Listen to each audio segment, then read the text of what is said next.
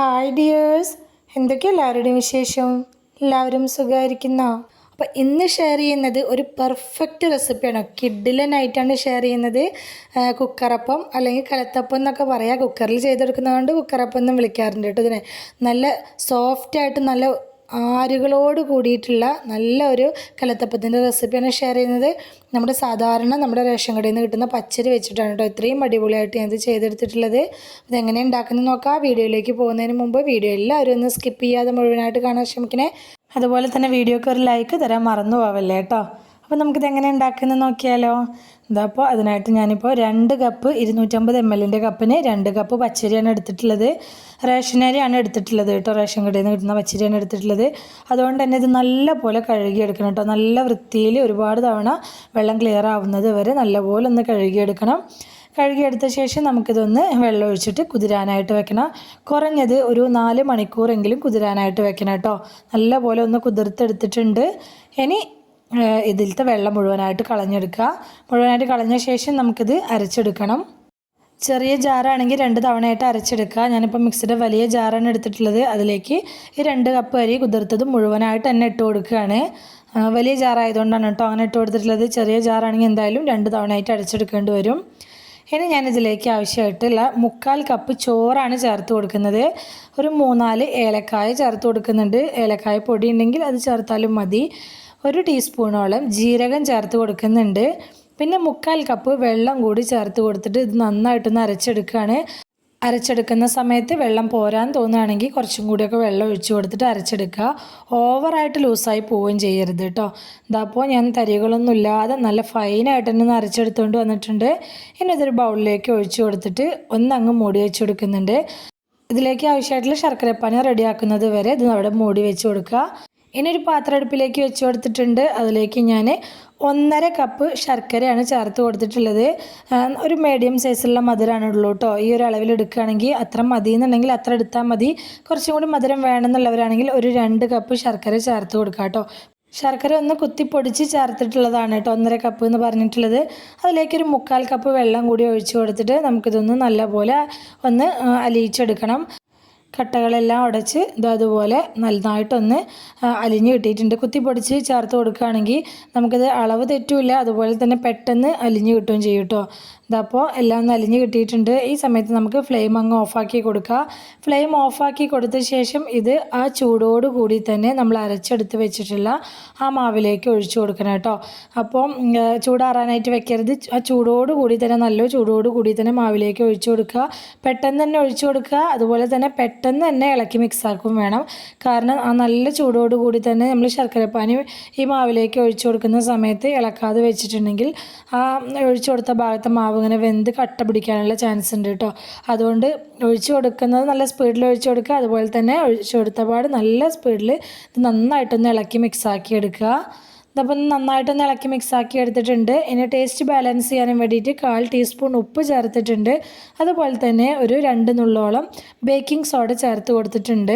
എന്നിട്ട് വീണ്ടും നന്നായിട്ടൊന്ന് മിക്സാക്കി എടുക്കുക. ആ ഉപ്പും ബേക്കിംഗ് സോഡയൊക്കെ ആ മാവിൽ നന്നായിട്ടൊന്ന് മിക്സായി കിട്ടുന്ന വിധത്തിൽ നന്നായിട്ടൊന്ന് മിക്സാക്കി എടുത്തു കഴിഞ്ഞാൽ നമ്മുടെ ബാറ്റർ ഇവിടെ റെഡി ആയിട്ടുണ്ട്.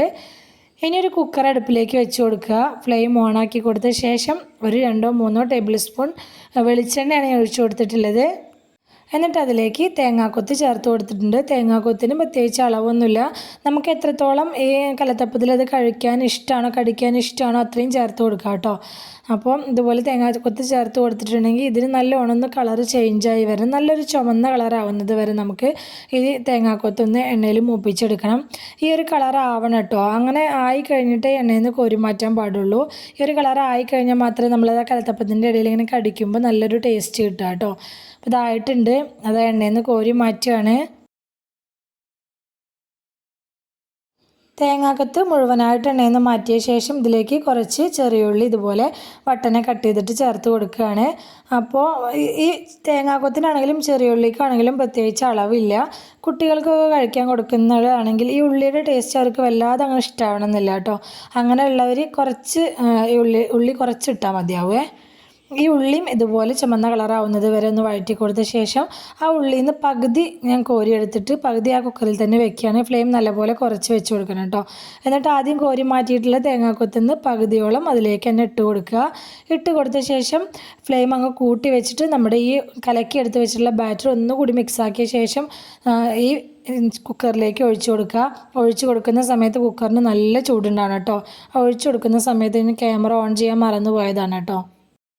എന്നിട്ട് നമ്മൾ മാറ്റി വെച്ചിട്ടുണ്ടായിരുന്ന തേങ്ങാക്കൊത്തും ഉള്ളിയും കുറച്ചും കൂടി ഇതിൻ്റെ മുകളിലേക്ക് അങ്ങ് ഇട്ട് കൊടുക്കുക. എന്നിട്ട് നമുക്ക് കുക്കർ അങ്ങ് മൂടി വെച്ച് കൊടുക്കുക കേട്ടോ. ഈ മാവ് ഒഴിച്ചു കൊടുക്കുന്ന സമയത്ത് കുക്കറിന് നല്ല ഫ്ലെയിം കൂട്ടി വെച്ച് നല്ല ചൂടുള്ള സമയത്ത് വേണം കേട്ടോ മാവ് ഒഴിച്ചു കൊടുക്കാനായിട്ട്. കുക്കർ മൂടി വെച്ച് കഴിഞ്ഞാൽ വിസിലെടുത്ത് മാറ്റണം. എന്നിട്ട് മീഡിയം ഫ്ലെയിമിൽ വെച്ചിട്ട് 5 മിനിറ്റ് വേവിക്കുക.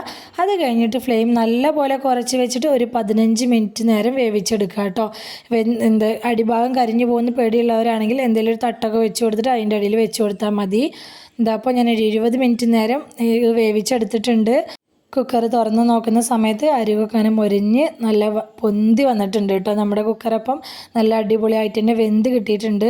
ഒരു ടൂത്ത് പിക്കോ ഇറുക്കിലോ എന്തെങ്കിലും വെച്ചിട്ടൊന്ന് കുത്തി നോക്കിയാൽ മതി. വെന്തിട്ടില്ലെന്ന് തോന്നുകയാണെങ്കിൽ മൂടി വെച്ചിട്ട് ഒരു 5 മിനിറ്റും കൂടി ഒന്ന് വേവിച്ചെടുത്താൽ മതിയാവും കേട്ടോ.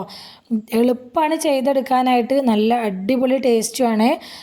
കുക്കറിൽ എളുപ്പത്തിൽ തന്നെ നമുക്ക് ഈ കുക്കറപ്പം റെഡിയാക്കി എടുക്കാനായിട്ട് പറ്റും കേട്ടോ. ഇനി ഇത് തണുക്കാനായിട്ട് വെക്കണം. ഒന്ന് ചൂടാറിയ ശേഷം കുക്കറിൽ നിന്ന് എടുത്താൽ മതി കേട്ടോ.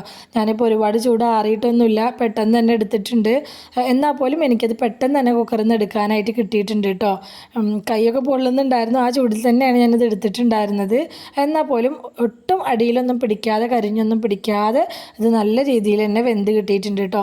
അപ്പോൾ വേവിക്കാൻ വെക്കുന്ന സമയത്ത് അടി പിടിക്കുന്ന തോന്നുകയാണെങ്കിൽ കുക്കറിൻ്റെ അടിയിൽ ഒരു തട്ട് എന്തെങ്കിലും വെച്ച് കൊടുത്തിട്ട് ഫ്ലെയിം കുറച്ച് വെച്ചിട്ട് ഒന്ന് വേവിച്ചെടുത്താൽ മതിയേ.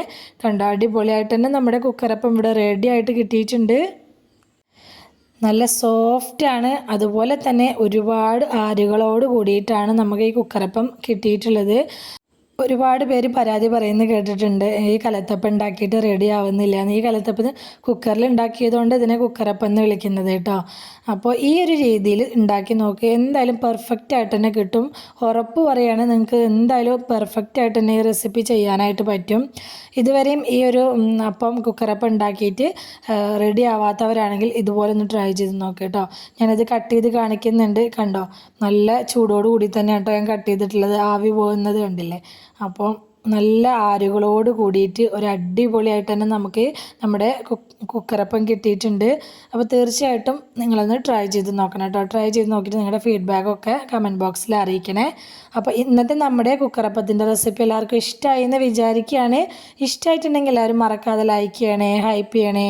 സബ്സ്ക്രൈബ് ചെയ്യാതെ കാണുന്ന കൂട്ടുകാർ ഒന്ന് സബ്സ്ക്രൈബ് ചെയ്ത് സപ്പോർട്ടും കൂടെ ചെയ്യണം കേട്ടോ. അപ്പോൾ ഇന്നത്തെ നമ്മുടെ കുക്കറപ്പത്തിൻ്റെ റെസിപ്പി ഇഷ്ടമായിട്ടുണ്ടെങ്കിൽ, അത് നിങ്ങൾക്ക് ഉപകാരപ്പെട്ടു എന്ന് തോന്നുന്നുണ്ടെങ്കിൽ നിങ്ങളുടെ ഫ്രണ്ട്സിനും ഫാമിലിക്കും ഒക്കെ ഒന്ന് ഷെയർ ചെയ്ത് കൊടുക്കുക കൂടി വേണേ. ഇതുവരെ കൂടെ നിന്ന് സപ്പോർട്ട് ചെയ്തിട്ടുള്ള എൻ്റെ എല്ലാ മുത്തുമണികൾക്കും ഒരുപാട് നന്ദി. എന്നാൽ ശരി, സിമ്പിൾ ആൻഡ് ടേസ്റ്റി റെസിപ്പിയുമായി ഞാൻ വീണ്ടും വരാം. ബൈ.